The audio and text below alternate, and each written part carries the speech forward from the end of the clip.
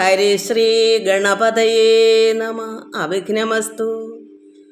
ഓം സദാ ബാലരൂപാപി വിഘ്നാദ്രിഹന്ത്രിം മഹാദന്തിവക്ത്രാപി പഞ്ചാസ്യമാന്യ വിഹിന്ദ്രാദിമൃഗ്യാ ഗണേശാഭിധാമീം വിദഗ്ധാം ശ്രീം കാവി കല്യാണമൂർത്തിം. ഓം 51 ചേർന്ന് അഴകിയ തനുവായി ദേഹമധ്യത്തിൽ നിന്നിട്ട് അമ്പിൽ സ്തംഭം കണക്കെ ശിരസി തലയുമായി ഉള്ളിലാറബ്ജമോടും വൻപിൽ പൊങ്ങും സുഷുമ്നയ്ക്ക് അകമതിലുളവാം പത്മ 6 ചേർന്ന് 51 വാഴും ദളമതിലമരും വിദ്യപദ്യം തരേണം. ഓം ബ്രഹ്മാനന്ദം പരമസുഖദം കേവലം ജ്ഞാനമൂർത്തിം വിശ്വാ അതീതം ഗഗനസദൃശം തത്വമസ്യാദിലക്ഷ്യം ഏകം നിത്യം വിമലമചലം സർവദാ സാക്ഷിഭൂതം ഭാവാതീതം ത്രിഗുണരഹിതം സൽഗുരം ത്വം നമാമി. ഓം ബ്രഹ്മാവും മിഹിരൻ വസിഷ്ഠൻ പുലശൻ ഗർഗൻ മയൻ ലോമശൻ ശ്രീപത്യാര്യഭടൻ വരാഹമിഹിരൻ ലല്ലൻ സമുജ്വാലകൻ ഗോവിന്ദൻ പരമേശ്വരൻ ഗുരുവരൻ രാമൻ തഥാ കൃഷ്ണനും ഗോളജ്ഞാനികളായ മാധവമുഖന്മാരും തുണചേടണം. എല്ലാ ദൈവമക്കൾക്കും എൻ്റെ വിനിതമായ പ്രണാമം. നമുക്ക് നാളെ എനിക്കിതൊന്ന് 12 മണിക്ക് ഇടാൻ പറ്റൂ. അതായത് 28 നാളെയാണല്ലോ തിങ്കളാഴ്ച. എനിക്കിതിനെപ്പറ്റി അറിഞ്ഞുകൂടാ. എനിക്കൊരു മകള് ബോംബെയിലെ ജയാനിൽ പറഞ്ഞ അമ്മേ 28 തീയതി തൊട്ട് വൈശാഖ മാസം ഭഗവാൻ മഹാവിഷ്ണു കൃഷ്ണൻ്റെ പ്രത്യേക മാധവ മാസമാണ്, പ്രധാനപ്പെട്ട മാസമാണ് ഭഗവാൻ എത്ര ഇഷ്ടമുള്ള. അതുകൊണ്ട് ഭഗവാനെ സ്തുതിക്കുക, വെളുപ്പിനെ എണിച്ച് കുളിക്കുക, പ്രാർത്ഥിക്കുക, ദാനങ്ങൾ ചെയ്യുക. അതായത് ഈ കാലം വെള്ളം കുറഞ്ഞ സമയമാവുമല്ലോ, വെള്ളം ദാനം ചെയ്യുക. ബോംബെയിൽ വെള്ളമൊന്നും ഇല്ലാതെ കുറച്ച് ദിവസം കൊണ്ട് എന്നോട് ഇന്നലെ വിളിച്ച് പറഞ്ഞായിരുന്നു അവിടെയൊക്കെ വെള്ളം വളരെ ബുദ്ധിമുട്ടാണെന്ന്. പക്ഷേ ഇവിടെ ഒന്നും അതിനെപ്പറ്റി അറിയാത്തതുകൊണ്ട്, അതുമല്ല എനിക്കിങ്ങനെ പ്രത്യേകത ഒന്നും എനിക്ക് അറിയില്ല. കാരണം നമുക്ക് എന്നും ഒരുപോലാണല്ലോ, പ്രാർത്ഥന ഇല്ലാത്ത ദിവസമില്ല. അച്ഛനും അമ്മയൊക്കെ ഉള്ള എനിക്ക് അറിവുള്ള കാലം തൊട്ടേ എന്നും പ്രാർത്ഥനയ്ക്കല്ലേ. അപ്പോൾ പ്രത്യേകിച്ചൊരു വിശേഷമായിട്ടല്ലല്ലോ. അതുകൊണ്ട് ഇങ്ങനെയുള്ള വിശേഷമൊന്നും എനിക്കറിയില്ല. എല്ലാ മക്കളും എനിക്ക് പറഞ്ഞു തരുമ്പോഴാണ് ഞാൻ അറിയുന്നത്. ഇതുപോലെയാണ് ഇപ്പം എന്തുവാ കർക്കിടക മാസത്തിൽ രാമായണം വായിക്കാൻ ഒരു മകൾ നിർമ്മലാ പ്രവചനം പറഞ്ഞതുപോലെ ഇപ്പോഴും ഈ മകൾ പറയുന്നു ഇങ്ങനെ എന്തുവാ ഈ മാധവ മാസം വൈശാഖ മാസം. പക്ഷെ പഞ്ചാംഗത്തിൽ ഇങ്ങനെ ശകവർഷം മാസങ്ങളുടെ പേരൊക്കെ ഉണ്ട്. ഇതിൻ്റെ പ്രധാനമൊന്നും എനിക്ക് അറിയില്ലായിരുന്നു. എന്നാൽ അതിനെപ്പറ്റി എനിക്ക് പറയാനും അറിഞ്ഞൂടാ. എങ്കിലും ഭഗവാനെ മഹാവിഷ്ണു നാരായണൻ, അതായത് വൈകുണ്ഠവാസിയായ ഈശ്വരൻ നാരായണൻ്റെ പറ്റി നമുക്ക് എപ്പോഴും പ്രാർത്ഥിക്കുകയും സ്തുതിക്കുകയും പ്രത്യേകതയായിട്ട് ചെയ്യണം. എപ്പോഴും ഭഗവാനെ ഭജിക്കുക, നാമങ്ങൾ ചൊല്ലുക, നമ്മളാൽ ഒക്കുന്ന ദാനധർമ്മങ്ങൾ പക്ഷിമൃഗാദികൾക്കോ ആർക്കായാലും ഭഗവാൻ ഭയങ്കര ഇഷ്ടമുള്ളൊരു കാര്യമാണല്ലോ. അതുകൊണ്ട് നമുക്കും അതുപോലെ ഒരാൾ പറഞ്ഞു തരുമ്പോൾ നമുക്കത് മനസ്സിലാക്കാമല്ലോ. അതുകൊണ്ട് ഞാൻ പറയുന്നത് മക്കളല്ലേ, എനിക്കിതിനെപ്പറ്റി അറിയില്ലായിരുന്നു. അങ്ങനെ ഒരു പ്രത്യേകിച്ച് യാതൊന്നും ഞാൻ അങ്ങനെ എങ്ങും സഞ്ചരിക്കാത്തതുകൊണ്ട്, അമ്പലത്തിലൊന്നും പോകാത്തതുകൊണ്ട്, പ്രത്യേകിച്ച് ആരുമായിട്ടുള്ള സഹകരണത്തോണ്ട് ആരും പറഞ്ഞറിയാനും ഇല്ലാത്തതുകൊണ്ട് ഇപ്പോഴല്ലേ ഈ യൂട്യൂബൊക്കെ വന്നപ്പോഴല്ലേ ഇതൊക്കെ എന്തെങ്കിലും അറിയുന്നത്. അതിനുമുമ്പ് എന്താ ചെയ്യുക ഒന്നും അറിയാൻ വയ്യ. അതുകൊണ്ട് നമുക്ക് എന്ത് ചെയ്യാം, നമുക്ക് നന്നായി ഭഗവാനെ പ്രാർത്ഥിക്കാം. ഭഗവാന്റെ കൃഷ്ണനാമങ്ങളും ഇപ്പം ഞാൻ തന്നെ എഴുതിയൊരു നാമമുണ്ടല്ലോ, ഭജി ഭജി മനമേ. അതിനകത്ത് കൃഷ്ണനും അതായത് വൈകുണ്ഠവാസിയായ ഭഗവാനെ ആണല്ലോ ആ ഒരു സ്തുതിപ്പാണ്. നമുക്ക് അത് ചൊല്ലാം. 1-2 നാമങ്ങളൊക്കെ ചൊല്ലിയിട്ട് വേണം ദിവസേന പ്രാർത്ഥിക്കണം. അത് ആ മകൾ പറഞ്ഞ് എന്നാ അത് തീരുന്നതെന്ന് അതും എനിക്ക് പറഞ്ഞുതരാമെന്ന് പറഞ്ഞ്. എത്ര ദിവസം ഇതുണ്ടെന്ന് എനിക്ക് അതിനെപ്പറ്റി അറിയില്ലല്ലോ. അപ്പോൾ നാളെ 28-ാം തീയതിയാണ് തുടങ്ങുന്നത്. അപ്പോൾ ഞാനിത് ഇന്നിപ്പോൾ എടുത്താലും എനിക്ക് രാത്രി 12 മണിക്ക് ശേഷമേ എനിക്കിത് അങ്ങോട്ട് ഇടാൻ പറ്റൂ. അതുകൊണ്ട് എന്നാലും നമുക്ക് ഇപ്പോൾ എടുത്ത് വെക്കുന്നു ഞാൻ നേരത്തെ തന്നെ. അതുകൊണ്ട് എല്ലാ മക്കളും മനസ്സിലാക്കണം, നമുക്ക് ഭഗവാന്റെ പ്രത്യേകത ഉണ്ടെന്നുള്ള കാര്യം അത് വെച്ച് മനസ്സിലാക്കി നന്നായി പ്രാർത്ഥിക്കുക. അസുഖങ്ങളൊക്കെ മാറണം. ഒരു മകളെന്നെ ജഗദമ്മ വിളിച്ചു, പനിയാണ്, കമൻസും ഉണ്ടായിരുന്നു. ഞാൻ അങ്ങോട്ട് വിളിച്ചു, അപ്പം വയ്യ എങ്കിലും ഇതൊക്കെ കാണുന്നു. ഞാൻ പറഞ്ഞു ഇതുപോലെ നാളെ ഇന്ന ദിവസമാണ്, അത് പ്രത്യേകം പറഞ്ഞിട്ടുണ്ട്. എല്ലാ മക്കൾക്കും വേണ്ടിയാണ് പറയുന്നത്. അത് നമുക്ക് എന്താ ഈ പറയുന്ന വൈശാഖ മാസം, അത് വൈശാഖ മാസം ആശംസകൾ. നമുക്ക് നന്നായി ഭഗവാനെ പ്രാർത്ഥിക്കാം, ഭക്തി വർദ്ധിക്കണം. ഭഗവാൻ നമുക്ക് സർവ്വകാര്യങ്ങളും നമ്മുടെ പിതാവായ ദൈവം നമ്മളെ കാത്തുകൊള്ളണം. എല്ലാവർക്കും സന്തോഷം ഉണ്ടാകണം, സമാധാനം ഉണ്ടാകണം. നമുക്ക് ആ നാമം ഞാൻ എഴുതിയ ഒരു സ്തുതിപ്പാണ്, അത് ചൊല്ലിയിട്ട് നമുക്ക് വേറെ നാമങ്ങൾ ചൊല്ലാം. ഭജി ഭജി മനമേ ഗോപാലം ശ്രീനന്ദകുമാരം. ഭജി ഭജി മനമേ ഗോപാലം ശ്രീനന്ദകുമാരം. കായാമ്പൂവിൻ കായവിലാസം പീതവസനവനമാലി. കായാമ്പൂവിൻ കായവിലാസം പീതവസനവനമാലി. ഭജി ഭജി മനമേ ഗോപാലം ലോകൈകനാഥം വൈകുണ്ഠപുരവാസം. ലോകൈകനാഥം വൈകുണ്ഠപുരവാസം.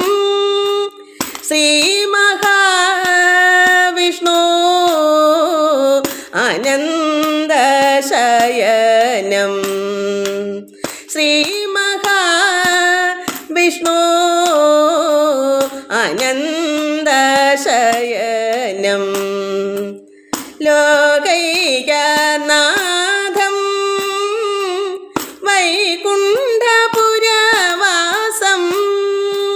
ശ്രീമഹാവിഷ്ണു ആനന്ദശയനം. ശ്രീമഹാവിഷ്ണു ആനന്ദശയനം. ഭജി ഭജി മനമേ ഗോപാലം ശ്രീനന്ദകുമാരം. ഭജി ഭജി മനമേ ഗോപാലം ശ്രീനന്ദകുമാരം. കായാമ്പൂവിൻ കായവിലാസം പീതവസനവനമാലി. കായാമ്പൂവിൻ കായവിലാസം പീതവസനവനമാലി. ഭജി ഭജി മനമേ ഗോപാലം കാളിയമർദ്ദനം കംസാദി നിഗ്രഹം. കാളിയമർദ്ദനം കംസാദി നിഗ്രഹം. സുരമുനിവന്ദിതം മാനവരക്ഷിതം. കാളിയമർദ്ദനം കംസാദി നിഗ്രഹം. സുരമുനിവന്ദിതം മാനവരക്ഷിതം. നാരദമുനിവര സേവിത വന്ദിതം. നാരദ മുനിവര സേവിത വന്ദിതം. ഗോപീജനമന ഗോപകുമാരം. ഗോപീജനമന ഗോപകുമാരം. കാളിയമർദ്ദനം കംസാദി നിഗ്രഹം. സുരമുനിവന്ദിതം മാനവരക്ഷിതം. നാരദമുനിവര സേവിത വന്ദിതം. ഗോപീജനമന ഗോപകുമാരം. ഗോപീജനമന ഗോപകുമാരം. ഭജി ഭജി മനമേ ഗോപാലം ശ്രീനന്ദകുമാരം ഭജി ഭജി മനമേ ഗോപാലം ശ്രീനന്ദകുമാരം കായാമ്പൂവിൻ കായവിലാസം പീതവസനവനമാലി കായാമ്പൂവിൻ കായവിലാസം പീതവസനവനമാലി ഭജി ഭജി മനമേ ഗോപാലം ശ്രീനന്ദകുമാരം ഭജി ഭജി മനമേ ഗോപാലം ശ്രീനന്ദകുമാരം കായാമ്പൂവിൻ കായവിലാസം പീതവസനവനമാലി കായാമ്പൂവിൻ കായവിലാസം പീതവസനവനമാലി ഭജി ഭജി മനമേ ഗോപാലം.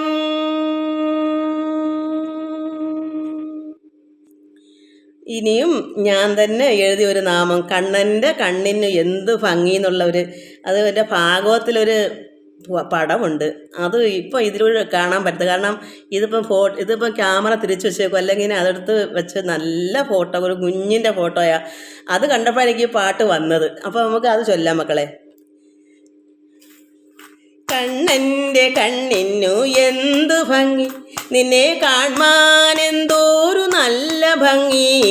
കണ്ണൻ്റെ കണ്ണിനു എന്തു ഭംഗി, നിന്നെ കാണാൻ എന്തോരു നല്ല ഭംഗി. കാരുണ്യക്കടലേ നിൻ കടാക്ഷം നിന്റെ ഭക്തർക്കു നൽകണമെന്നുമെന്നും. കാരുണ്യക്കടലേ നിൻ കടാക്ഷം നിന്റെ ഭക്തർക്കു നൽകണമെന്നുമെന്നും. കണ്ണൻ്റെ കണ്ണിനു എന്തു ഭംഗി, നിന്നെ കാണാൻ എന്തോരു നല്ല ഭംഗി. കണ്ണൻ്റെ കണ്ണിനു എന്തു ഭംഗി. ഭക്തരെ പോറ്റുന്ന തമ്പുരാനെ നിന്റെ ഭക്തരെ സന്തതം കാത്തിടേണേ. ഭക്തരെ പോറ്റുന്ന തമ്പുരാനെ നിന്റെ ഭക്തരെ സന്തതം കാത്തിടേണേ. ഭക്തിയും പ്രേമവും വർദ്ധിച്ചിടാൻ ഞങ്ങൾക്കനുഗ്രഹം നൽകിടേണേ.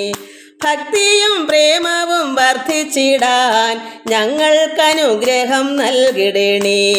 കണ്ണൻ്റെ കണ്ണിനു എന്തു ഭംഗി, നിന്നെ കാണാൻ എന്തോരു നല്ല ഭംഗി. കണ്ണൻ്റെ കണ്ണിനു എന്തു ഭംഗി. ആനന്ദം ആനന്ദം ആനന്ദമേ പരമാനന്ദം ആനന്ദം ആനന്ദമേ. ആനന്ദം ആനന്ദം ആനന്ദമേ പരമാനന്ദം ആനന്ദം ആനന്ദമേ. ആനന്ദ സമുദ്രത്തിൽ മുങ്ങിപ്പൊങ്ങി ആനന്ദമേ പരമാനന്ദമേ. ആനന്ദ സമുദ്രത്തിൽ മുങ്ങിപ്പൊങ്ങി ആനന്ദമേ പരമാനന്ദമേ. കണ്ണൻ്റെ കണ്ണിനു എന്തു ഭംഗി, നിന്നെ കാണാൻ എന്തോരു നല്ല ഭംഗി. കണ്ണൻ്റെ കണ്ണിനു എന്തു ഭംഗി, നിന്നെ കാണാൻ എന്തോരു നല്ല ഭംഗി. കാരുണ്യക്കടലേ നിൻ കടാക്ഷം നിന്റെ ഭക്തർക്കു നൽകണമെന്നുമെന്നും.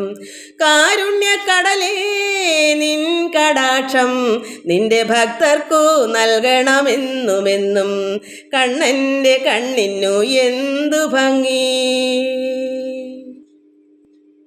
എല്ലാവർക്കും നമസ്കാരം. നമുക്ക് ഇന്നലെ നമ്മൾ ഭാഗവതം വായിച്ചത് ഇന്ദ്രൻ്റെ അഹങ്കാരമൊക്കെ പോയിട്ട് നന്നായി അവസാനം ഭഗവാന്റെ അനുഗ്രഹമൊക്കെ കിട്ടി. എല്ലാവർക്കും സന്തോഷമായി. വിപ്രർക്കും നിത്യം ഭക്തി വർദ്ധിച്ചു. പിന്നെ ചിൽപ്രകാശാത്മ വിജ്ഞാനികൾ ഏറ്റമായി ഭഗവാൻ അഭിഷേകം ചെയ്ത്. കാരണം നമ്മൾ പിന്നെ സുരഭി വന്ന് ഭഗവാന് പാലഭിഷേകം ചെയ്തു. ഐരാവതത്തിൻ്റെ തുമ്പിക്കൈ കൈകൊണ്ട് ജലാഭിഷേകം ചെയ്തു. അത് നമ്മൾ പാലുകൊണ്ട് ആദ്യം ഭഗവാന്റെ വിഗ്രഹത്തിൽ അഭിഷേകം എന്ന് പറയുന്നത് ആ ഭാഗം വായിക്കുമ്പോൾ ചേട്ട്, പിന്നെ ആകാശജലം എന്ന് പറയുമ്പോൾ കിണ്ടിയിൽ ഒരു തുളസി ഇട്ടിട്ട് ആ വെള്ളം ഭഗവാന്റെ മുഖത്ത് നമ്മൾ പാലൊഴിക്കുന്ന അഭിഷേകം, അതുപോലെ അതിൻ്റെ മുകളിൽ ഈ വെള്ളം ഇങ്ങനെ അഭിഷേകം ചെയ്യും. അതാണ് അങ്ങനെ ചെയ്യുന്നത്. അതുമാത്രം എനിക്ക് അറിയാം. അമ്മയൊക്കെ ചെയ്യുന്നത് ഉണ്ട്, അല്ലാതെ എനിക്കൊന്നും അറിയത്തില്ല. ഇന്നത്തെ നാളത്തെ ദിവസത്തെ പ്രാധാന്യമൊക്കെ ഞാൻ ഇന്നലെ അറിയുന്ന മകള് ജയാനിൽ ബോംബെയിൽ നിന്ന് വിളിച്ചപ്പോഴാണ് അതൊക്കെ അറിയുന്നത്. എനിക്ക് അങ്ങനെ ഒരു കാര്യമൊന്നും ലോക കാര്യങ്ങളൊന്നും എനിക്കറിയാം. ഇതൊക്കെ എല്ലാവർക്കും അറിയാവുന്ന എനിക്കറിയത്തില്ല.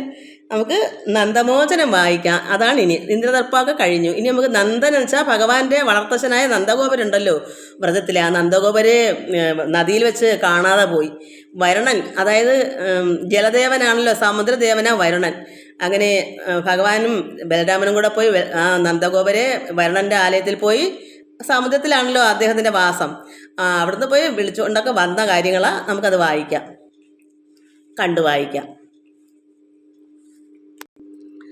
ഹരേ രാമ രാമ രാമ ഹരേ ഹരേ, ഹരേ കൃഷ്ണ കൃഷ്ണ കൃഷ്ണ ഹരേ ഹരേ. നന്ദമോചനം, നന്ദഗോപരുടെ പിന്നെ എവിടെ ചെന്ന് വെച്ചാൽ അവിടെ നിന്ന് മോചിച്ചു കൊണ്ടുവരുന്നതിനാണ് മോചനം എന്ന് പറയുന്നത്. വരുണൻ്റെ ആലയത്തിൽ പോയി കൊണ്ടുവന്നതിന്. കേൾക്കടോ മന്നവ, നന്ദൻ ഏകാദശി നോറ്റ് പിറ്റേ ദിനം അർക്കോദയെ ചെന്ന് കാളന്തിയിൽ കുളിച്ചിടുന്ന നേരത്ത് ചീളന്നു ചെന്നു വരുണ നിയോഗേന തൽഭൃത്യനായുള്ള അസുരനും നന്ദനെ അപ്പതി തന്നന്തികെ കൊണ്ടുപോയിതു. കേൾക്കടോ മന്നവാച്ച ആരാ പറയുന്നത്? മന്നവൻ രാജാവെന്നാണല്ലോ അർത്ഥം. കേൾക്കടോ മന്നവ എന്ന് പറയുന്നത് ആരാ? ശുകമഹാമുനി. പരീക്ഷത്തെ കേൾക്കൂ, നന്ദൻ, അതായത് നന്ദഗോപര് ഏകാദശി നോറ്റ് വ്രതം പിടിക്കുമല്ലോ. എന്നിട്ട് അതിൻ്റെ പിറ്റേ ദിനം അർക്കോദയെ, സൂര്യൻ്റെ ഉദിച്ച സമയത്ത് രാവിലെ ചെന്ന് കാളന്തിയിൽ പോയി കുളിച്ചിടുന്ന നേരത്തെ എന്ത് വന്നു? പെട്ടെന്ന് ചീളന്ന് ചെന്ന് വരുണ നിയോഗേന, വരുണ വെച്ചാൽ ജലദേവൻ, സമുദ്രദേവൻ, സമുദ്രത്തിലെ ദേവനാണ് വരുണൻ. വരുണൻ്റെ നിയോഗപ്രകാരം ഭൃത്യനായുള്ള അസുരൻ, അദ്ദേഹത്തിൻ്റെ ഭൃത്യനായ ദാസൻ, അയാൾ ചെന്ന് നന്ദഗോപരുടെ അപ്പതി തന്നെ, അപ്പതി എന്ന് വെച്ചാൽ വരുണൻ്റെ അന്തികയെ അടുത്ത് കൊണ്ടുപോയി. അപ്പം എന്ത് മനസ്സിലായി? നന്ദഗോപർ ഏകാദശി നോറ്റു. പിറ്റേന്ന് പിന്നെ അർക്കോദയം കണ്ടു രാവിലെ പോയി കുളിച്ച് കാളന്തിയിൽ. അപ്പോൾ ചിലപ്പം വെള്ളത്തിൽ ഒഴുകി പോയാലും അത് അങ്ങനെ പറയാമല്ലോ. വെള്ളത്തിലിറങ്ങിയ അതിന് അവിടെ തമോ ഗുണമല്ലയോ? വെള്ളത്തിനോട് വല്ലതും പറഞ്ഞിട്ട് കാര്യമുണ്ടോ? ആരായാലും നിന്നെ ദേവേന്ദ്രനായാലും വെള്ളത്തിനകത്ത് ഇറങ്ങിയാൽ ഒഴുകിപ്പോകും ഒഴുക്കുണ്ടെങ്കിൽ. അപ്പോൾ എന്തായാലും കണ്ടില്ല നന്ദഗോപനെ. അപ്പോൾ ഈ ഭൃത്യനായുള്ള അസുരൻ നന്ദനെ അപ്പതി തന്നെ അന്തികയെ, വരുണൻ്റെ അന്തികയെ അടുത്ത് കൊണ്ടുപോയത്. അന്നേരമാശു ഗോപാലർ ആക്രോശിച്ചിതെന്നത് കേട്ട് ബലഭദ്രൻ ഒന്നിച്ചു ചെന്ന് മുങ്ങി ജലേ നാരായണൻ പരൻ തന്നെ താതനെ അന്വേഷണം ചെയ്തു ചെന്നു വരുണാലയം പുക്കി തന്നേരം. അതായത് ഈ കുട്ടികളെല്ലാം ആക്രോശിച്ച്, ഈ നന്ദഗോപൻ ഇങ്ങനെ കാണാതെ വന്നപ്പം അവിടെ ഗോപന്മാരുണ്ടല്ലോ, അവർ ആക്രോശിച്ച് ഇങ്ങനെ കൊണ്ടുപോകുന്ന കണ്ടപ്പോൾ ബലഭദ്രനൊക്കെ ചെന്ന് എന്ത് ചെയ്തു? വെള്ളത്തിൽ ചെന്ന് മുങ്ങി. ജലേ മുങ്ങിയിട്ട് ഭഗവാൻ നാരായണനും എല്ലാവരും ചെന്ന് അവസാനം മനസ്സിലായപ്പോൾ താതനെ അന്വേഷണം ചെയ്ത് എല്ലായിടവും നോക്കി അന്വേഷണം ചെയ്തിട്ടാണ് വരുണാലയത്തിലേക്ക് പോയത്. വരുണാലയം വെച്ചാൽ വരുണദേവൻ്റെ ആലയം, വീട്ടിൽ, സമുദ്രത്തിലാണ്, ഈ ജലത്തിലാണ്, കരയ്ക്കൊന്നും അല്ല. വരുണൻ ജലദേവനല്ലേ. അപ്പോൾ അവിടേക്ക് ഭഗവാനും ബലഭദ്രനും കൂടെ പോയി. അന്നേരം ഗോപാലൻ ആക്രോശിച്ച് ഇങ്ങനെ പിടിച്ചുകൊണ്ട് പോയി കാണും ഈ അസുരനായ പിന്നെ വൃദ്ധൻ, അതായത് വരുണൻ്റെ ദാസൻ, ഭൃത്യൻ വെച്ചാൽ വേണ്ടുന്ന സേവകൻ, അദ്ദേഹത്തിനെ സേവിക്കുന്ന ആൾ, അതൊരു അസുരനാണ്. അപ്പോൾ അസുരനെ നന്ദനെ അപ്പതി തന്നെ അന്തികയെ അദ്ദേഹത്തിൻ്റെ അടുത്തേക്ക് കൊണ്ടുപോയി. ആരുടെ അടുക്ക? വരുണൻ്റെ അടുക്കലേക്ക്. അന്നേരം ഗോപാലൻ ആക്രോശിച്ചത് എന്നത് കേട്ട് ഈ പുള്ളര് ആക്രോശിക്കുന്ന കേട്ടപ്പോൾ എന്തു വന്നു? ബലഭദ്രനൊക്കെ അത് കേട്ടു. എന്നതു കേട്ടു ബലഭദ്രൻ ഒന്നിച്ചു ചെന്ന് മുങ്ങി ജലേ നാരായണൻ പരൻ തന്നുടെ താതനെ അന്വേഷണം ചെയ്തു ചെന്നു വരുണാലയം പുക്കി തന്നേരം. അവിടെ ചെന്നു വരുണൻ്റെ അടുത്തേക്ക് തന്നെ ഭഗവാനും ജ്യേഷ്ഠനോടെ ചെന്ന് കൊണ്ടനീർ വർണ്ണനെ കണ്ടു വരുണനും ഉണ്ടായ സന്തോഷമോടെ നമസ്കൃത്യ ഭക്തിയാ സ്തുതിച്ചു ചൊല്ലിടിനാൻ ഇത്തരം. അപ്പോൾ എന്താ ഭഗവാനെ കണ്ടപ്പോൾ ഈ വരുണദേവൻ പറയുന്നത് എന്താ? കൊണ്ടനീർ വർണ്ണനെ കണ്ട് വരുണൻ കണ്ടപ്പോൾ എന്ത് സന്തോഷം, ഭഗവാനെ കാണാൻ വേണ്ടിയാ കൊണ്ടുപോയെന്നാ പറയുന്നത്. അപ്പോൾ ഇദ്ദേഹം അവിടെ ചെല്ലുമ്പം തിരക്ക് ചെല്ലുമല്ലോ ഭഗവാൻ. അതുകൊണ്ട് വരുണദേവന് ഭഗവാൻ എന്ന് കാണാനുള്ള ആഗ്രഹത്തിലാണ് ഇദ്ദേഹത്തിനെ കൊണ്ടുപോയെന്നാണ് പറയുന്നത്. കാരണം ഭഗവാൻ കൊണ്ടനേർ വർണ്ണനെ കണ്ടപ്പോൾ വരണദേവൻ ഉണ്ടായ സന്തോഷമോടെ നമസ്കൃത്യ ഭക്തിയാ സ്തുതിച്ച് ചൊല്ലിടാൻ ഇത്തരം ഭക്തിയോടുകൂടി നമുക്ക് മനസ്സിലാക്കണം. നമ്മുടെ വീട്ടിലെ ഒരു ഭക്തൻ, ഇപ്പോൾ ഭഗവാനായിട്ടുള്ളതെല്ലാം എല്ലാവരിലും പരമാത്മാവുണ്ടല്ലോ. അപ്പം ഭഗവാന്റെ ശരീരം അങ്ങ് പോയാൽ പിന്നെ എല്ലാ ഭക്തന്മാരിൽ കൂടെയാണ് ഭഗവാൻ വരുന്നത്. അപ്പം നമ്മുടെ വീട്ടിലൊരു ഭക്തൻ വന്നാൽ എങ്ങനെയാണ് നമ്മൾ ആഗ്രഹിച്ചിരിക്കുന്ന ആൾ ചിലപ്പം വന്നെന്നിരിക്കും. അപ്പോഴെന്ത് വേണം? ഭക്തിയാ സ്തുതിച്ച് ചൊല്ലിടാൻ ഇത്ര എന്താ?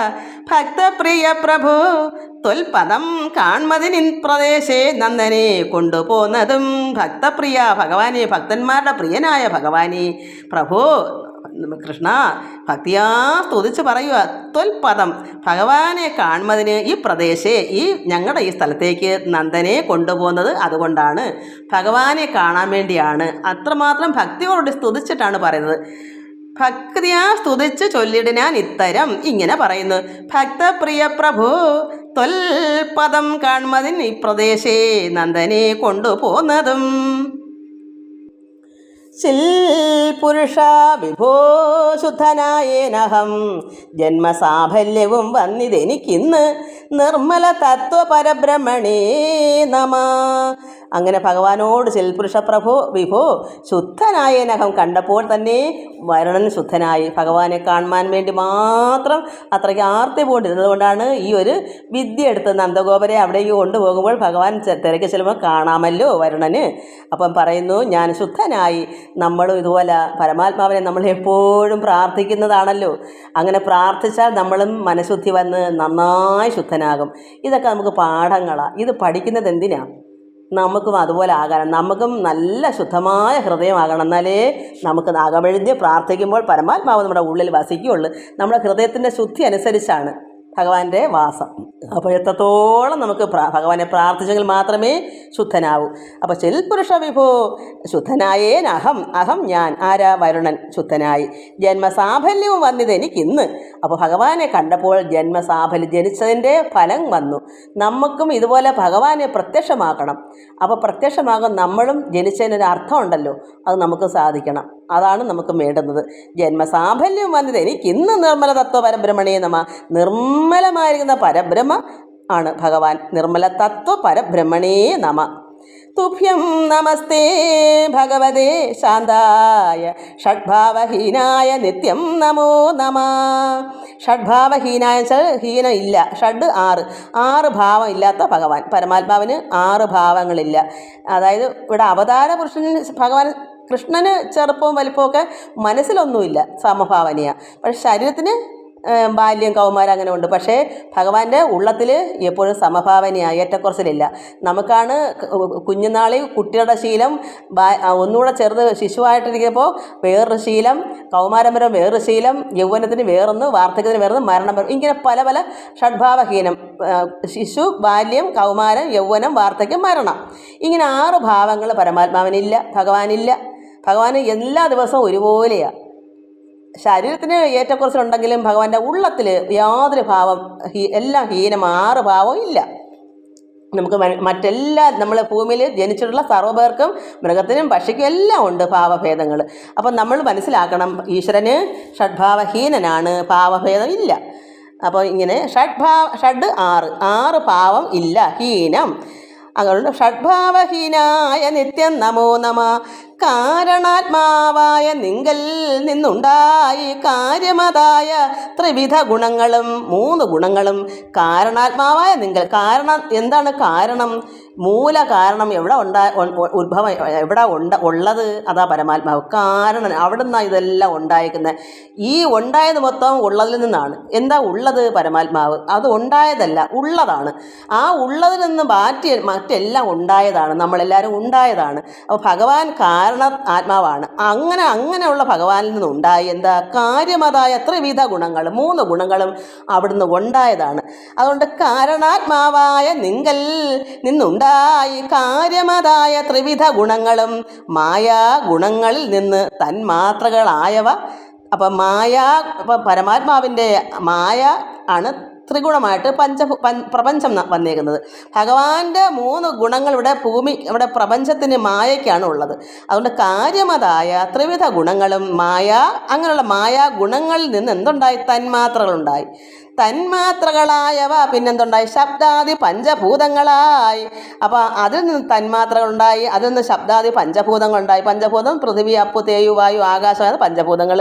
പഞ്ചഭൂതങ്ങളിലുണ്ടായി വിരാൾപുമാൻ അഞ്ചിത ഭൂത ജലേ ശയിച്ചിടിന. അങ്ങനെയുള്ള വിരാൾപുമാൻ ഈ പഞ്ചഭൂതങ്ങളിൽ നിന്നുണ്ടായിട്ട് ഇവിടെ ശയിക്കുന്നു. പാലാഴിയിൽ പരമാത്മാവ് വിരാൾ പുരുഷൻ, നാരായണൻ വെള്ളത്തിലല്ലേ? അതാണ് അഞ്ചിത ഭൂത ജലേ ശയിച്ചിടിന തൊന്നാഭി. എന്നിട്ട് ആ ഭഗവാന്റെ നാഭിയിൽ പങ്കജത്തിങ്കിലുളവായി മുന്നം ചതുർമുഖൻ ബ്രഹ്മാവ് ആ ഭഗവാന്റെ ജലത്തിൽ വസിക്കുന്ന ഭഗവാന്റെ നാഭിയിൽ നിന്ന് ഈ പങ്കജം താമരയിൽ നിന്ന് ചതുർമുഖനുണ്ടായി ബ്രഹ്മാവ്. മുന്നം ചതുർമുഖൻ തൻ്റെ നിയോഗത്താൽ സൃഷ്ടി വികല്പങ്ങളായ കാലങ്ങളിൽ പെട്ടുഴലുന്നതു മായ കൊണ്ടേ വരും. അങ്ങനെ ആ ബ്രഹ്മാവിൻ്റെ സൃഷ്ടി വികല്പങ്ങളായ ഇവിടെ എന്തൊക്കെ ഉണ്ടാകുന്നത്? ഈ മായയിലാണ് നമ്മളെല്ലാം സൃഷ്ടിച്ചിട്ടേക്കുന്നത്. ഭൂമിയിലോട്ട് ഇറങ്ങിക്കഴിഞ്ഞാൽ നമ്മളെ മായ കൊണ്ട് മൂടും. അതാണ് അവിദ്യ. ആ അവിദ്യ നമ്മുടെ അമ്മയുടെ വയറ്റിൽ കിടക്കുമ്പോഴൊന്നും നമുക്കിതില്ല, മായയില്ല. അപ്പോഴെല്ലാം ഈശ്വരനായിട്ടുള്ള ടച്ചുണ്ട്. ആ ഒരു കുഞ്ഞിന് സർവ്വതും അറിയാമെന്നാണ് പറയുന്നത്. ഈശ്വരനായിട്ടുള്ള എല്ലാം അറിഞ്ഞുകൊണ്ടിരിക്കുന്ന കുഞ്ഞാണ്. പക്ഷേ ഭൂമിയിലേക്ക് വന്നാലും വിട്ടുപോകത്തില്ല. പക്ഷേ എങ്ങനെ മനസ്സിലേക്ക് നമ്മൾ വലിയവർ അതിനെ മരുന്ന് വെച്ച് കുത്തിവെച്ചാണ് അതിന് ഈ മായയിൽ പ്രവേശനം. അല്ലെങ്കിൽ കുഞ്ഞ് ആരോരും അതിനെ ഒന്നും പറഞ്ഞു കൊടുക്കാതെ കാണാനും കേൾക്കാനില്ലാതെ ഒറ്റയ്ക്ക് ആ കുട്ടി ഈ ഭൂമിയിൽ വളരുകയാണെങ്കിൽ അതിനെ ഒരു മായയും ബാധിക്കത്തില്ല. കാരണം നമ്മൾ ആദ്യം നമുക്ക് തന്നെ മനസ്സിലാക്കാം, നമുക്കുള്ള അയൽവാസിയിൽ ഒരു കുഞ്ഞുണ്ട്, നമുക്ക് ബന്ധമില്ല, പക്ഷേ ആ കുട്ടി നമ്മളെ സ്നേഹിക്കുന്നത് എനിക്കങ്ങനെ അനുഭവമുണ്ട്. പറയുന്നത് ചേച്ചമ്മേന്നും പറഞ്ഞ് അത്രമാത്രം അവരെ വീട്ടിൽ ആരെയും ഇഷ്ടമല്ല, എന്നെ മാത്രം അത് ഇഷ്ടം, ഞാൻ എന്ത് കൊടുത്താൽ തിന്നും, എൻ്റെ അടുക്കലേക്ക് ഇവിടെ നിന്ന് ഉറങ്ങും, ഇങ്ങനെ കുഞ്ഞ്. പക്ഷേ അത് അല്പാൽപ്പം വളർന്ന് വന്നപ്പോൾ ചേച്ചമ്മയൊക്കെ പിന്നെ ആരും അല്ലാതായി. ആര് കൊടുത്ത ഉപദേശം? അവരുടെ മുതിർന്നവർ പറഞ്ഞു കൊടുക്കും, അയ്യോ അത് ചേച്ചമ്മ നമ്മുടെയൊന്നും അമ്മയല്ല, അത് അന്യവരാണെന്ന് അവർ പറഞ്ഞു കൊടുത്തില്ലെങ്കിൽ കുട്ടി എങ്ങനെ അറിയും? അപ്പോൾ കുട്ടിക്ക് നമ്മൾ ഇഞ്ചക്ഷൻ കുത്തിവെക്കുന്നത് പോലെ മനസ്സിനെ മാറ്റി അതിനെ അങ്ങനെ ആക്കി എടുക്കുന്നതാണ്. അല്ലെങ്കിൽ ആരും ഭൂമിയിലൊന്നും വരുത്തരുത്. നമ്മൾ തന്നെയാണ് നമ്മുടെ ഈ വരുന്ന തലമുറയ്ക്കെല്ലാം നമ്മളെ കണ്ട് പഠിക്കുന്നത്. ഒന്നീ കണ്ട് അല്ലെങ്കിൽ കേട്ട് ഇങ്ങനെയാണ് കുട്ടികൾ പഠിച്ച് നമ്മളെല്ലാവരും അങ്ങനെ. അതാണ് നല്ല സംസർഗത്തിൽ കൂടി വളരുന്നവർക്കൊന്നും കുഴപ്പമില്ല. നമ്മുടെ അച്ഛനും അമ്മയുടെയും നല്ല സ്വഭാവവും സന്മാർഗമാണെങ്കിൽ നമ്മൾ അത് കണ്ടും കേട്ടും പഠിച്ചാൽ നമുക്ക് ഈ മായയിൽ പ്രവേശിക്കത്തില്ല. അതേസമയം സംസർഗം പന്നലാണെങ്കിൽ അങ്ങനെ സംഭവിക്കും. അപ്പോഴെന്ത് മനസ്സിലാക്കണം? അമ്മയുടെ വയറ്റിൽ കിടക്കുമ്പം സംസർഗം ഇല്ലാത്തത് കൊണ്ട് ഈ മായ ഇല്ല. ഭൂമിയിലേക്ക് ജനിച്ചു വന്നാൽ മറ്റ് സംസർഗ മുഖാന ഉണ്ടാവും. എല്ലാവരും നന്മയാണ് കാട്ടുന്നതെങ്കിൽ ആ കുട്ടി നന്മയായിരിക്കും. അപ്പം നമ്മൾ എങ്ങനെ പന്നലാവുന്നത്? ഈ മായാ പ്രപഞ്ചത്തിൽ വരുമ്പോൾ എല്ലാവരും മായയെ മൂടിക്കിടക്കുന്ന ആ സ്വഭാവങ്ങൾ നമ്മൾ കണ്ട് പഠിച്ചാണ് അങ്ങനെ ആകുന്നത്. അല്ലെങ്കിൽ ആരും ജനിക്കുമ്പം എല്ലാവരും നന്മയോട് തന്നെ ജനിച്ചു വരുന്നത്. അതുകൊണ്ട് സൃഷ്ടി വികല്പങ്ങളായ കാലങ്ങളിൽ ഉഴലുന്നതു മായ കൊണ്ടേ വരും. നമ്മളെല്ലാം അതുകൊണ്ട് നമ്മളിപ്പോൾ വീട്ടുകളിൽ നമ്മൾ എത്ര നന്നായി ജീവിച്ച് പഠിച്ചാലും നല്ല മാർഗത്തിലായാലും ചില കുട്ടികൾ സംസർഗം കൊണ്ട്, കാരണം സ്കൂളിൽ പോകുമ്പം പല കുട്ടികളും പല രീതിയാണ്. കൂട്ടുകൂടക്കം നല്ലതല്ലെങ്കിൽ പോലും നമ്മുടെ നല്ല സ്വഭാവം മാറി എപ്പോഴും സഹകരിക്കുന്ന കുട്ടികളായിട്ട് സഹകരിക്കുമ്പോൾ അവരുടെ സ്വഭാവം നമ്മളിലേക്ക് വരികയും ചെയ്യും. അങ്ങനെയും വരാം. എല്ലാം സംസർഗം കൊണ്ടാണ്. അതുകൊണ്ടല്ലേ ഒരു സാത്വികമായ ലക്ഷണം നമുക്ക് ഈശ്വരങ്കിലേക്ക് എത്തപ്പെടണമെങ്കിൽ നമ്മൾ സജ്ജന സംസർഗം എന്ന് പറയുന്നത് എന്തിനാ?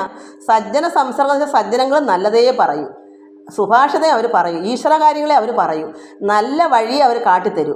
അതുകൊണ്ടാണ് സജ്ജന സംസർഗം കൊണ്ടേ ഈശ്വരങ്കിലേക്ക് അടുക്കാൻ പറ്റൂ, ജ്ഞാനോ അറിവുണ്ടാവൂ, ഭക്തിപരമായി ഭഗവാനിലേക്ക് അടുക്കാനുള്ള എല്ലാ വഴിയും സജ്ജനങ്ങളിൽ കൂടെയാണ് നമുക്ക് കിട്ടുന്നത്. അല്ലെങ്കിൽ ഇതുപോലെ ഭാഗവതങ്ങളൊക്കെ മനസ്സിലാക്കി പഠിച്ചാലും മതി. അതുകൊണ്ടാണ് സജ്ജന സംസർഗം ഭക്തന്മാർക്ക് വേണം, അല്ലാതെ മറ്റു കൂട്ടുകെട്ട് കൊള്ളത്തില്ല. നമുക്ക് നന്നാവണം എന്നുണ്ടെങ്കിൽ നല്ല ഭക്തന്മാരായ അടുക്ക ചെന്ന് നല്ല വഴി മനസ്സിലാക്കണം. അതുകൊണ്ടാണ് എല്ലാവരും അങ്ങനെ പറയുന്നത്. അപ്പോൾ സൃഷ്ടി വികല്പങ്ങളായ കാലങ്ങളിൽ പെട്ടുഴലുന്നതു മായ കൊണ്ടേ വരും. പ്രപഞ്ചഭേദങ്ങളും കാരണനായ നിൻ മായയാ കൽപ്പിതം. അപ്പോൾ ഈ പ്രപഞ്ചഭേദങ്ങൾ, ഇവിടെ കാരണം എന്താ? കാരണമില്ലാതെ ഒരു കാര്യം ഇവിടെ നടക്കത്തില്ല. നമ്മൾ എന്തെങ്കിലും ഒരു കാര്യത്തിന് പോകണമെങ്കിൽ എന്തെങ്കിലും കാരണമില്ലാതെ ഒരു കാര്യത്തിന് നമ്മൾ പോകത്തില്ല. അപ്പോൾ എന്താ മുന്നേ ഉള്ളത്? ഒരു കാരണമുണ്ട്. ഇവിടെ നമ്മൾ ജനിക്കാൻ തന്നെ എന്താ ഈ ജനിച്ച കാര്യം എന്തുകൊണ്ടാണ്? അത് കഴിഞ്ഞ ജന്മങ്ങൾ ചെയ്ത കർമ്മത്തിൻ്റെ കാരണം കൊണ്ട്. ആ കാരണം കൊണ്ടാണ് നമ്മളിവിടെ ഇപ്പം ജനിച്ചേക്കുന്നത്. ഇങ്ങനെ ഓരോന്നിനും ഓരോ കാരണങ്ങളുണ്ട്. കാര്യ പ്രപഞ്ചഭേദങ്ങളും കാരണനായ നിൻ മായയാ കൽപ്പിതം എന്നതിൽ അപ്പതിയായ ഞാൻ എത്രയും മുന്നമേ താമസശീലനല്ലോ വിഭു. അദ്ദേഹം പറയുന്നു, ഇതെല്ലാം അദ്ദേഹത്തിൻ്റെ സംസാരങ്ങളാണ്. ആരുടെ? ഈ വരുണൻ്റെ അപ്പതി വരുണൻ്റെ ഭഗവാനോട് പറയുന്നതായി ഇതൊക്കെ സംഭവിക്കുന്ന ഈ മായ ഇദ്ദേഹത്തിന് തമോ ഗുണമാണെന്നും കൂടെ പറയുവാണ്. ത്രിഗുണങ്ങളിൽ അദ്ദേഹത്തിന് കിട്ടിയ തമോ ഗുണമാണെന്ന്. കാരണനായ നിൻ മായയാ കൽപ്പിതം എന്നതിൽ അപ്പതിയായ ഈ വരുണനായ ഞാൻ എത്രയും ഞാൻ മുന്നേ തന്നെ താമസശീലനല്ലോ വിഭു. എനിക്ക് തോന്നുന്നു അതിൻ്റെ അർത്ഥം എനിക്കറിയത്തില്ല. എനിക്ക് തോന്നുന്നു ഈ താമസശീലം നമുക്ക് ഈ വെള്ളത്തിന് യാതൊരു ദാക്ഷിണ്യവും ഇല്ല. അയ്യോ ഇന്നാരും അതിലിറങ്ങി അവർ രക്ഷിക്കണമെന്ന് വെള്ളത്തിന് തോന്നുമോ? തമോ ഗുണം അല്ലേ അത്? ഒരു പൊടി കുഞ്ഞ് വെള്ളത്തിൽ വീണാലും ആ വെള്ളം രക്ഷിക്കത്തില്ല, വെള്ളം അങ്ങ് കൊണ്ടുപോകും. അപ്പോൾ ആ ഗുണം എന്താണ്? തമോ ഗുണം. എനിക്ക് അങ്ങനെ ഒരു ബുദ്ധി തോന്നിയിട്ട് പറയുന്നതാണ്. എനിക്ക് അറിയത്തില്ല. കാരണം യാതൊരു ദയവും വെള്ളത്തിനില്ല. തീയും വെള്ളമൊക്കെ അങ്ങനെയാണ്. തീയിൽ ചെന്ന് വീണാൽ നമ്മളെ അയ്യോ നീ അങ്ങോട്ട് മാറില്ല കുഞ്ഞ്, ഞാനങ്ങ് നീ വെന്തു പോകുന്ന തീ നമ്മളോട് പറയൂ. അപ്പം വെള്ളം ഇതുപോലെ തന്നെയാണ്. ഒഴുക്കിലോട്ട് നമ്മളിന്ന് ഇറങ്ങിക്കഴിഞ്ഞാൽ നമ്മളെ കൊണ്ടങ്ങ് പോകും. ഒരു രക്ഷയില്ല, എത്തിപ്പിടിക്കാൻ ഒരു രക്ഷയില്ല. അത് ഒരു ദൈവം കാട്ടത്തില്ല. ആരായാലും ദേവേന്ദ്രനായാലും ബ്രഹ്മാവായാലും ആരായാലും വെള്ളത്തിൽ വീണാൽ ഒഴുക്കുണ്ടോ? ആ വെള്ളം അവിടെ സമുദ്രത്തിൻ്റെ ദേവനെന്നോ വരുണെന്നോ പറഞ്ഞൊന്നും കാര്യമില്ല. അതുകൊണ്ടാണ് ഇവിടെ മുന്നമേ ഞാൻ മുമ്പേ താമസശീലനല്ലോ, തമോ ഗുണമുള്ള ആളല്ലേ. അതുകൊണ്ടായിരിക്കും ഇപ്പോൾ എനിക്ക് തോന്നുന്നു നന്ദഗോപര് വെള്ളത്തിൽ ഒഴുകിച്ചെന്നതായിരിക്കും മിക്കവാറും. അങ്ങനെയായിരിക്കും. അപ്പം കാരണനായ നിൻ മായയാ കൽപ്പിതം എന്നതിൽ അപ്പതിയായ എന്നുവെച്ചാൽ വരുണനായ ഞാൻ എത്രയും മുന്നമേ ഞാൻ എത്രയും പണ്ടേ തന്നെ തമോശ അന്ധകാരത്തിൽപ്പെട്ട അറിവില്ലായ്മ അതാണ്. കാരണം വെള്ളത്തിൽ നമ്മൾ ചെന്ന് ഇറങ്ങിക്കഴിഞ്ഞാൽ ഉണ്ടെങ്കിൽ ഇറങ്ങാൻ പോകരുത്. അത് നമ്മുടെ ബുദ്ധി. നമ്മൾ അറിവില്ലായ്മ കാണിച്ചാൽ വെള്ളത്തിന് അതിനേക്കാളും അറിവില്ലായ്മ. വെറും തമോ ഗുണം, അന്ധകാരത്തിൽ കിടക്കുന്ന വെള്ളമാണ്. വെള്ളത്തിന് ഒരു ദയവുമില്ല, അത് കൊണ്ടുപോകും. അതുകൊണ്ടാണ് മുന്നമേ താമസശീലനല്ലോ വിഭോ. ഞാൻ പണ്ടേ തന്നെ എൻ്റെ സ്വഭാവം ത്രിഗുണങ്ങളിൽ വെച്ച് തമോ ഗുണമാണല്ലോ ഭഗവാനെ. ആകയാൽ എന്നാൽ കൃതമായതൊക്കെയും, അതുകൊണ്ട് എന്നെക്കൊണ്ട് ഞാൻ എന്താ അവിടെ ദോഷം ചെയ്തത്? കാരണം ഈ നന്ദഗോപരെ കൊണ്ടുപോയതാണല്ലോ. അതുകൊണ്ട് എന്നിൽ ഞാൻ ചെയ്ത കുറ്റം, അതാ എന്നാൽ ആകയാൽ എന്നാൽ കൃതമായതൊക്കെ ഞാൻ ചെയ്തൊക്കെയും ഭോഗിശയന, അത് അനന്തനിൽ ശയിക്കുന്ന ഭഗവാനെ. അത് ഇവിടെ പാലാഴിയിൽ അനന്തനിൽ തന്നെയാണല്ലോ മെത്തയായി കിടക്കുന്ന ഭഗവാൻ. അതുകൊണ്ട് ഭോഗിശയന, പുറത്തു കൊള്ളണമേ ഭഗവാനെ. ഞാൻ പണ്ടേ തന്നെ തമോ ഗുണക്കാരനാണല്ലോ, ഭഗവാൻ അറിയാമല്ലോ. അതുകൊണ്ട് ഭോഗിശയന ഭഗവാനെ അങ്ങ് ക്ഷമിക്കണമേ ഞാൻ ചെയ്ത കുറ്റം. അതാണ് ആകയാൽ ഞാൻ തമോ ഗുണക്കാരനാണ്. അതുകൊണ്ട് എന്നാൽ കൃതമായതൊക്കെ ഞാൻ ചെയ്ത കുറ്റങ്ങളൊക്കെയും ഭോഗിശയന അങ്ങ് പുറത്തു കൊള്ളണമേ. കൃഷ്ണ ഭഗവൻ ജഗത് അഖിലേശ്വര വിഷ്ണു തവ താതനെ കൊണ്ടുപോയാലും, അതുകൊണ്ട് ഈ ചെയ്ത തെറ്റ് ക്ഷമിച്ചിട്ട് പിതാവിനെ കൊണ്ടുപോയിക്കൊള്ളൂ എന്ന് പറഞ്ഞു.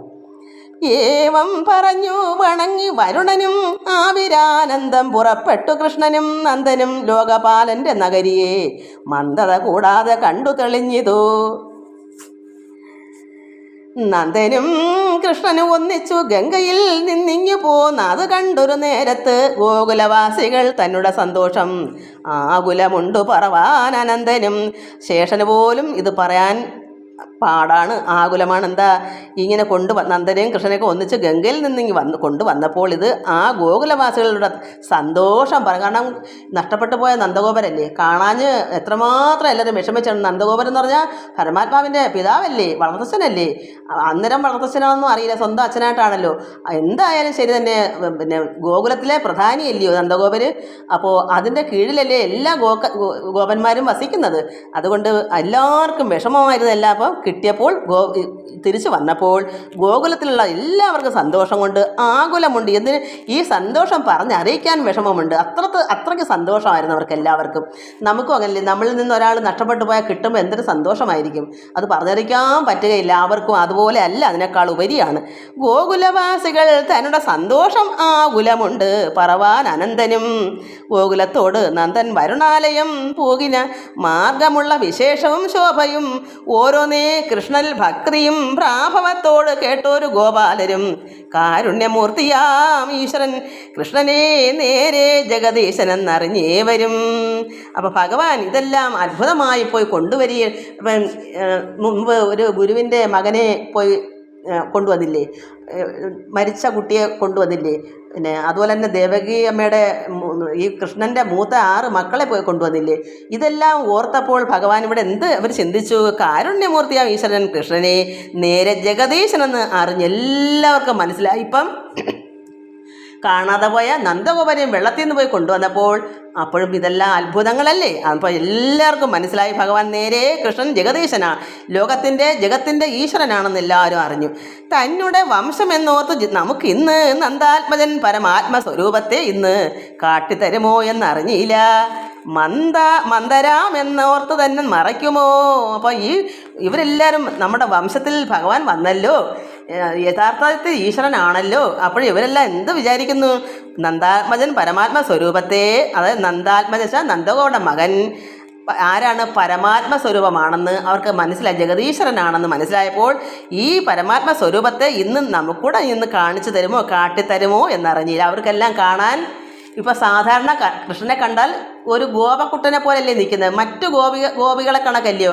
ഭഗവാൻ എന്തെങ്കിലും വേഷഭൂഷങ്ങൾ അവിടെ ഒരു സാധാരണ ഒരു കുട്ടിയായിട്ടല്ലേ നിൽക്കുന്നത്. പക്ഷേ ഭഗവാൻ പരമാത്മാവാണെന്ന് എല്ലാവരും അങ്ങ് അറിഞ്ഞപ്പോൾ അവർക്ക് യഥാർത്ഥ സ്വരൂപത്തെ അവർക്ക് കാണാൻ കൊതി. അതുകൊണ്ട് പെട്ടെന്നല്ലേ, അയ്യോ ഭഗവാൻ ജഗദീശ്വരനാണോ, നമ്മുടെ വംശത്തിൽ ഭഗവാൻ വന്നു. അപ്പോൾ അവർക്കെല്ലാം അതിഭയങ്കരമായ സന്തോഷം. നമ്മുടെ വംശത്തിലാണല്ലോ ഭഗവാൻ പരമാത്മാവ് വന്നത്, അവതരിച്ചത്. അത് കേട്ടപ്പോൾ ഇന്ന് നമുക്കും കൂടെ ഒന്ന് ഭഗവാൻ നമ്മളെ ഒന്ന് കാണിച്ച് ഈ പരമാത്മ സ്വരൂപത്തെ, ഭഗവാന്റെ കൃഷ്ണൻ്റെ, അതായത് നന്ദാത്മജൻ നന്ദഗോപയുടെ ഈ മകൻ്റെ യഥാർത്ഥ പരമാത്മ സ്വരൂപത്തെ, ഏതാണ് ഭഗവാന്റെ സ്വരൂപം, ആ സ്വരൂപത്തെ ഇന്ന് കാട്ടിത്തരുമോ എന്നറിഞ്ഞില്ല. അവർക്കെല്ലാം ഭഗവാൻ പരമാത്മാവാണ്, കൃഷ്ണൻ നാരായണനാണെന്ന് അറിഞ്ഞപ്പോൾ അവർക്കെല്ലാവർക്കും ഭഗവാനെ കാണാൻ കൊതി. ഈ രൂപമല്ലെന്ന് അവർക്കറിയാം, യഥാർത്ഥ പരമാത്മാവിൻ്റെ രീതി വേറെയാണെന്ന് അവർക്കറിയാം. അതുകൊണ്ട് മന്ദരാം എന്ന് ഓർത്ത് തന്നെ മറയ്ക്കുമോ?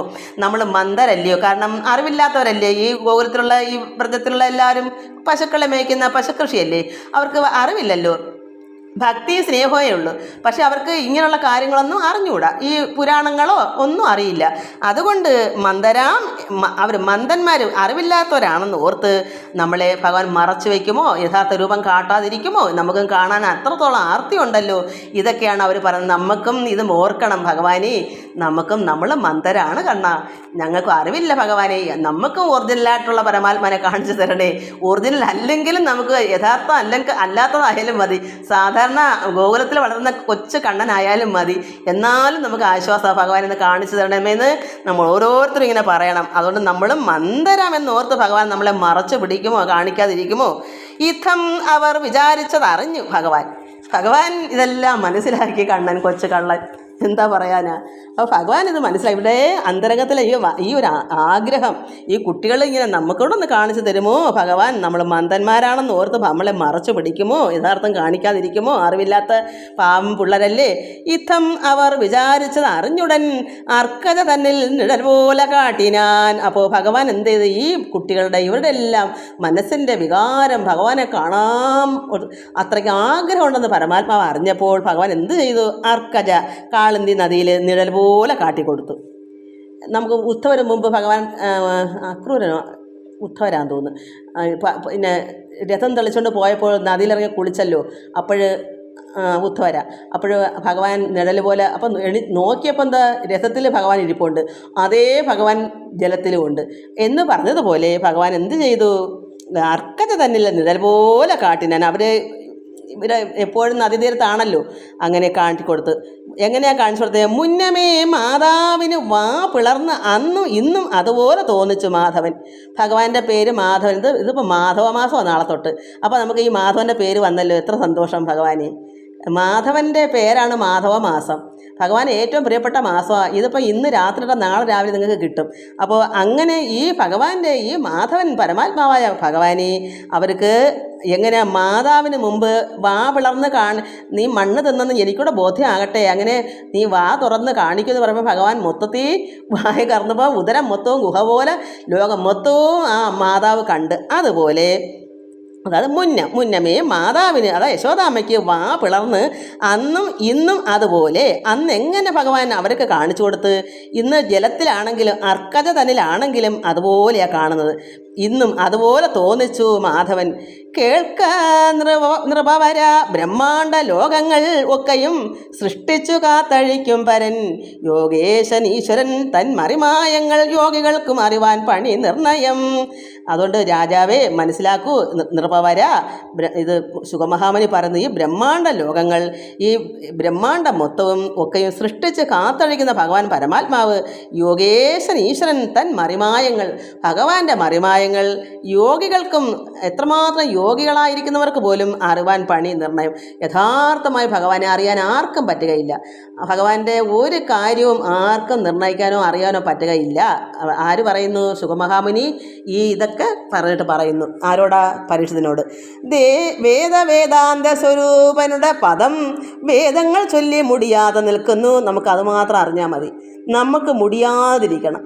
എപ്പോഴും ഈ ഭഗവാന്റെ ഈ കീർത്തനങ്ങളും ഈ ഭാഗവത പാരായണങ്ങളൊക്കെ ഉള്ള അറിവനുസരിച്ച് നമ്മുടെ ഭക്തിയാണ്. യഥാർത്ഥത്തിൽ നമുക്ക് അറിവില്ല, അറിയാൻ ആരെക്കൊണ്ട് സാധ്യവുമല്ല. നമുക്ക് ഉള്ള അറിവ് വെച്ച് ആ ഭഗവാന്റെ ഒരു വാക്കെങ്കിലും നമുക്ക് പറഞ്ഞ് പ്രാർത്ഥിച്ച വേദാന്ത സ്വരൂപനുടെ ഈ പദം, ഈ വാക്കുകൾ, വേദങ്ങൾ ചൊല്ലി എന്താ മുടിയാതെ നിൽക്കും. നമ്മളെപ്പോഴും ഭഗവാനെ ആരാധിച്ച് ഇതൊക്കെ പറഞ്ഞും കേട്ട് ഉള്ള അറിവ് മതി. പരമാത്മാവിൽ ഭക്തി വർദ്ധിച്ചാൽ മതി. അതാണ് ഭഗവാൻ ഇഷ്ടം. നമുക്ക് അറിവുണ്ടോയെന്നല്ല ഈശ്വരൻ നോക്കുന്നത്. അപ്പോഴെന്ത് വരും? നമ്മൾ മുടിയാതെ നിൽക്കും. നമുക്ക് എപ്പോഴും നന്നായി ജീവിക്കാനും എപ്പോഴും ഐശ്വര്യമായി നിൽക്കും. ഇവിടെ എന്താ പറയുക? അത് ഇങ്ങനെ ചെയ്യുന്നവർക്ക്, വേദങ്ങളൊക്കെ ഇങ്ങനെ ചൊല്ലുന്നവർക്ക് എപ്പോഴും മുടിയാതെ, എപ്പോഴും എന്താ, നശിക്കത്തില്ല, എപ്പോഴും ആനന്ദമായിരിക്കും. അതുകൊണ്ടാണ് വേദങ്ങൾ ചൊല്ലി മുടിയാതെ നിൽക്കുന്നു. ബ്രഹ്മാണ്ടം ആദി സമസ്തവും കൃഷ്ണനിൽ സമ്മോദമോട് കണ്ടോരു നന്ദാദികൾ. അപ്പം ഈ വെള്ളത്തിൽ നിഴൽ പോലെ കാണിച്ചപ്പോൾ ബ്രഹ്മാണ്ടം ആദി സമസ്തവും എല്ലാം ഭഗവാനിൽ സമോദമോട് സന്തോഷത്തോടെ അവർ കണ്ടു നിൽക്കുന്നു. ഈ നന്ദാദികൾ മൊത്തവും ഭഗവാനെ നമുക്കൂടെ മറയ്ക്കാതെ ഒന്ന് കാട്ടിത്തരുമോ എന്തോ. നമ്മൾ മന്ദരന്നോർത്ത് ഭഗവാൻ കാണിക്കാതിരിക്കുമോ ഭഗവാന്റെ യഥാർത്ഥ സ്വരൂപം? ഇത് പറഞ്ഞപ്പോൾ ഭഗവാൻ ഇത് മൊത്തവും കാണിച്ച് അവർ സമ്മോദമോട് കണ്ടോരു നന്ദാദികൾ സച്ചിദാനന്ദമാകും ബ്രഹ്മാബ്ധിയിൽ നിശ്ചലാനന്ദരായി ആണ്ട് പൊങ്ങും. അവരെന്ത് വന്നു? സച്ചിദാനന്ദമാകുന്ന പരബ്രഹ്മാബ്ധിയിൽ, ആ സമുദ്രം പോലുള്ള ആ നിശ്ചല ആനന്ദമാകുന്ന സമുദ്രത്തിൽ ബ്രഹ്മാനന്ദം അനുഭവിച്ച് നിശ്ചലാനന്ദരായി ആണ്ട് പൊങ്ങും. അവർ നിശ്ചലരായി മാറി. സർവ്വപേരത് കണ്ടപ്പോൾ എല്ലാ ഗോപന്മാരും നന്ദാദികളും മൊത്തപ്പേരും ഭഗവാന്റെ ഈ സ്വരൂപമെല്ലാം നിഴലായി അത് കണ്ടപ്പോൾ അവർ നിശ്ചലരായി ആനന്ദമാകുന്ന ബ്രഹ്മാബ്ധി, അതായത് ബ്രഹ്മം സമുദ്രം പോലുള്ള ബ്രഹ്മാനന്ദത്തിൽ അവർ ആനന്ദരായി കണ്ട് ആനന്ദരായി ആണ്ട് പൊങ്ങുമ്പോൾ അതിലങ്ങ് ആണ്ടുപോയി, അതങ്ങ് മുങ്ങിപ്പോയി, അതങ്ങ് ആണ്ടുപോയി, അതിലങ്ങ് ഇഴിഞ്ഞിറങ്ങി നിന്നു. അതാണ് കണ്ടവ ഒന്നുമേ കണ്ടിയിൽ അവർക്ക് ഏതും കൊണ്ടലവർണ്ണൻ പ്രഭാവം പറയാവതോ. കണ്ടവ ഒന്നുമേ പിന്നെ പെട്ടെന്ന് അതാണ് നമുക്ക് പ്രത്യക്ഷമാകും. പക്ഷേ നമ്മൾ വിചാരിക്കുന്ന മുമ്പേ തന്നെ അത് അപ്രത്യക്ഷമാവുകയും ചെയ്യും. എനിക്കും അങ്ങനെ ആയിരുന്നു. അപ്പോൾ കണ്ടവ ഒന്നുമേ കണ്ടിയില്ല അവർക്ക് ഏതും കൊണ്ടൽ വർണ്ണൻ പ്രഭാവം പറയാവതോ. ഒരുപാട് നേരം കണ്ടുകൊണ്ട് നിൽക്കാൻ പറ്റിയില്ല. അവരിത് കണ്ട് അതിലങ്ങ് ഇഴിഞ്ഞിറങ്ങി, അതിലങ്ങ് ആനന്ദിച്ചു. ആ ബ്രഹ്മാനന്ദ അബ്ധിയിൽ, ആ സമുദ്രത്തിൽ, എന്താ സമുദ്രം, ആനന്ദമാകുന്ന സമുദ്രത്തിൽ അവരങ്ങ് നിശ്ചലരായി ശൂന്യാവസ്ഥയായി അങ്ങ് നിന്നു. അപ്പോഴെന്താ പിന്നെ നോക്കിയപ്പം ഒന്നുമേ കണ്ടിയില്ല. അല്പം കഴിഞ്ഞപ്പോൾ ഒന്നുമില്ല. കൊണ്ടൽ വർണ്ണൻ പ്രഭാവം, ഭഗവാന്റെ ഈ പ്രഭാവം ആർക്ക് പറയാൻ പറ്റും? വിചാരിച്ചാൽ ഭഗവാൻ കാണിക്കും. നമ്മുടെ ആഗ്രഹം തീരുമ്പോൾ ഭഗവാൻ അത് വലിച്ചു തിരിച്ചെടുക്കുകയും ചെയ്യും. അതെല്ലാം ഈശ്വരൻ്റെ എല്ലാ മായ. അതാണ് ഭഗവാന്റെ പ്രഭാവം. പറയാവതോ? ആർക്കെങ്കിലും പറയാൻ പറ്റുമോ? എല്ലാവർക്കും നമസ്കാരം. നന്നായി പ്രാർത്ഥിച്ച് സന്തോഷത്തോടെ ഇതെല്ലാം ആത്മാവിൽ നിറഞ്ഞ് ഇതൊക്കെ ആനന്ദിച്ച് നമുക്ക് വായിക്കണം, ഭക്തി വർദ്ധിക്കണം, പരമാത്മാവിൽ നമുക്കും ചേരണം. എന്തായാലും നമ്മൾ എന്തായാലും നനഞ്ഞു ഇനി കുളിച്ച് കയറാം എന്ന് പറഞ്ഞ പോലെ എന്തായാലും നമ്മൾക്ക് ഇതിനു വേണ്ടി മക്കൾ കുറച്ച് മക്കളിലും പറയുമല്ലോ, അമ്മയെ കിട്ടി, ഇതെനിക്ക് 2 വരി ആവട്ടെ മക്കളെ, ഞങ്ങൾക്കിത് മനസ്സിലാക്കാൻ സാധിച്ചെന്ന് പല മക്കളോട് പറയുന്നുള്ളൂ. അതുകൊണ്ട് നമ്മൾ എന്തായാലും നനഞ്ഞ് ഇനി നമുക്ക് കുളിച്ചെന്നെ കയറാം. നമുക്ക് നന്നായി പ്രാർത്ഥിച്ച് ആത്മാനന്ദം അനുഭവിക്കാം മക്കളെ. അതുകൊണ്ടാണ് ഞാൻ പറയുന്നത്, എന്തായാലും നമ്മൾ നനഞ്ഞു ഇനി കുളിച്ചെന്നെ കയറാം. എന്തായാലും നമ്മൾ ഇതിനായിട്ട് ഒന്ന് ഒരുങ്ങി. ഇനി നമുക്ക് അതിൻ്റെ അവസാനം കിട്ടുന്നവരെ നമുക്ക് പ്രയത്നിക്കാം. പരമാത്മാവിൽ ലയിക്കുന്നത് വരെ ആനന്ദം അനുഭവിച്ച് വേണം പ്രത്യക്ഷമായ കണ്ണിന് ശേഷം മതിയാക്കുക, വിശ്രമിക്കാൻ. പിന്നെ മതിയാക്കുക എന്താണ്? ഇതിങ്ങനെ തുടരെ വേണം. പക്ഷേ ഇപ്പം ഞാൻ എങ്ങനെയാണ് ഇതിൽ കൂടെ മക്കൾക്ക് പറഞ്ഞു തരുമ്പോൾ ഞാൻ ആനന്ദം കൊള്ളുന്നു. പ്രത്യേകിച്ച് പേരും ധ്യാനിക്കുന്നതൊന്നുമില്ല. അപ്പോൾ അങ്ങനെ നമുക്ക് അതാണ് വിശ്രമം. ആ വിശ്രമത്തിൽ കൂടി നമുക്കിങ്ങനെ കഴിഞ്ഞുകൂടാ. അപ്പോൾ നമ്മളെ പരമാത്മാവ് ഇങ്ങനെ ഓർത്തോർത്തിരുന്ന് നമുക്ക് അവസാന നിമിഷത്തിൽ പരമാത്മാവ് തന്നെ നമുക്ക് അവസാനം ഈശ്വരനിലേക്ക് ലയിച്ച് പോവുകയും ചെയ്യാം. നമുക്ക് എപ്പോഴാലും ദേഹം നശിച്ചല്ലേ പറ്റൂ. അതിനുവേണ്ടി നമുക്ക് പ്രയത്നിക്കാം. എല്ലാവർക്കും നമസ്കാരം. ഹരി ഓം, ഹരി ഓം, ഹരി ഓം.